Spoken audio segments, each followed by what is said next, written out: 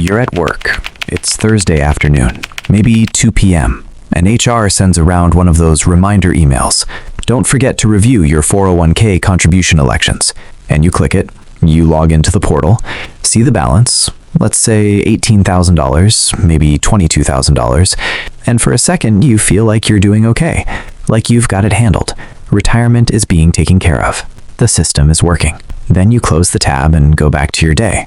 And somewhere in the background, not loudly, just quietly, there's this thing you don't fully examine. The idea that the 401k is the plan, that if you just keep contributing, keep hitting that percentage, eventually it will take care of you, that you don't need to think too hard about it, because the system was designed to handle it. Here's what nobody in that HR email tells you. The 401k was not designed to be your retirement. It was designed to replace something that actually was.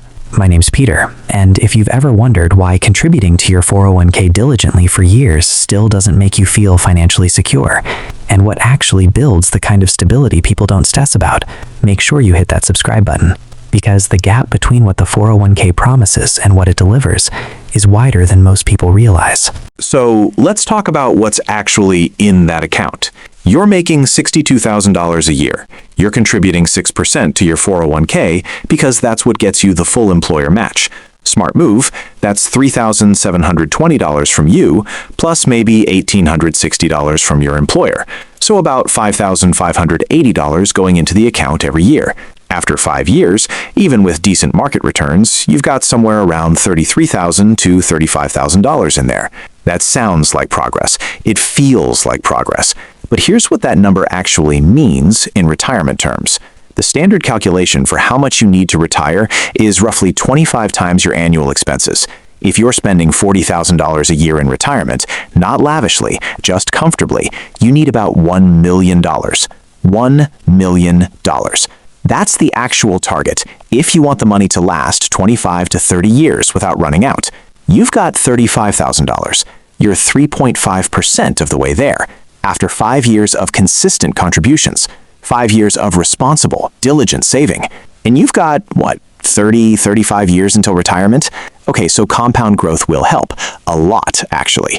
If that $35,000 grows at 7% annually, and you keep contributing the same amount for 35 more years, you'd end up somewhere around $650,000 to $750,000.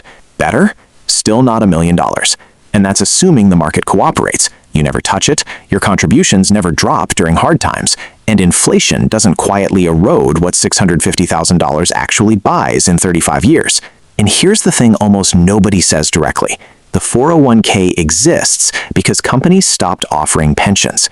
Before the 1980s, if you worked somewhere for 30 years, they gave you a guaranteed monthly income in retirement. The company took on all the risk, all the market uncertainty, all the investment decisions. You just worked, and they paid you until you died. Then that system got expensive. Companies switched to 401ks. Now you take on all the risk, all the uncertainty, all the investment decisions. In the contribution limits, the market dependency, the fees, none of that is your fault. But it is your problem. The 401k isn't a retirement plan. It's a tax-advantaged savings account that got marketed as a retirement plan when companies needed a reason to stop paying pensions. That's the system flaw. And it's not about making you feel bad. It's just the actual history of what happened. Most people respond to this by thinking the answer is to just contribute more, max it out, hit the $23,000 annual limit. More money in, bigger number at the end. That's not wrong, but it's incomplete. And here's why. The 401k has a fundamental structural problem. It locks your money away until you're 59 and a half. Every dollar in there is inaccessible to you for potentially 3 or 4 decades. You can't use it for an opportunity that comes up at 35. You can't use it to bridge a gap at 42. You can't use it for anything except retirement. Or you pay a 10% penalty plus income taxes to get it out early. So you've got this growing pool of money that you can see but not touch.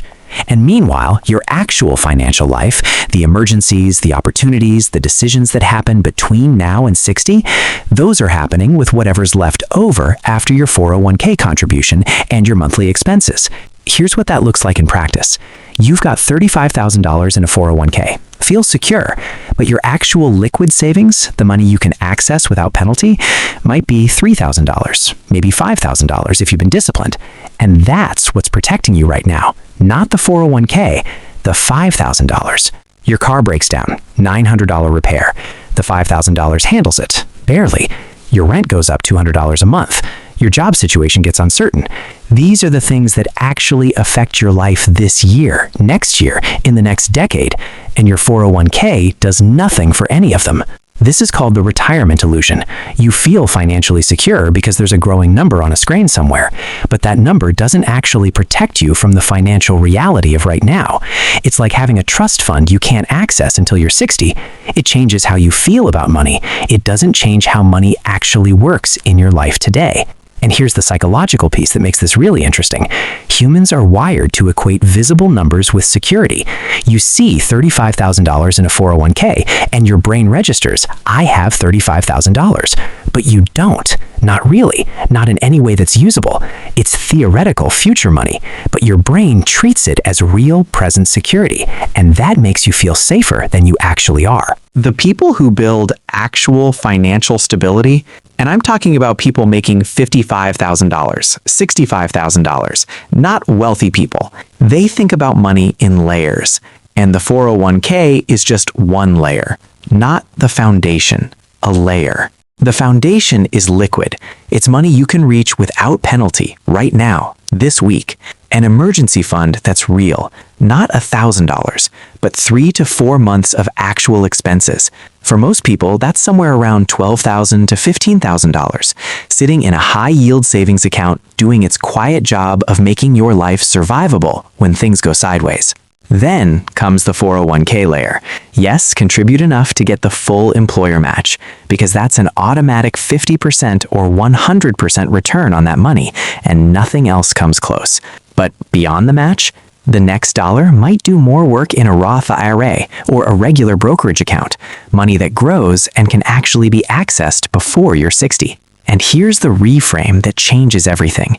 They don't think about investing as just retirement. They think about investing as building options. The 401k is one option for one specific future moment. Liquid savings and accessible investments are options for every moment between now and then. When they look at their paycheck, they're not just asking, how much can I put in the 401k? They're asking, how much of this am I building into real, accessible security for the next 10 years? Because a lot of life happens in the next 10 years. Career changes, opportunities, moves, decisions. And having liquid money gives you the ability to make those decisions freely instead of from desperation. Now, the honest part. This is not exciting advice. Contributing to a 401k and also building liquid savings and also thinking in layers, it's not a viral strategy. There's no moment of revelation, no transformation. But here's what it does. It closes the gap between the number you see on the retirement portal and the security you actually feel in your body.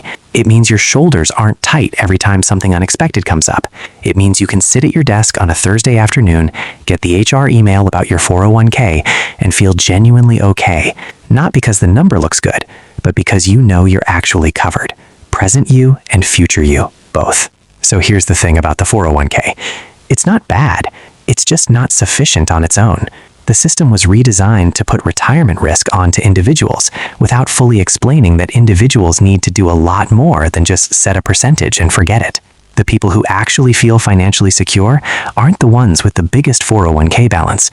They're the ones with a real emergency cushion, a little accessible investment money, and a 401k that they're contributing to, not as the plan, but as one piece of a real plan.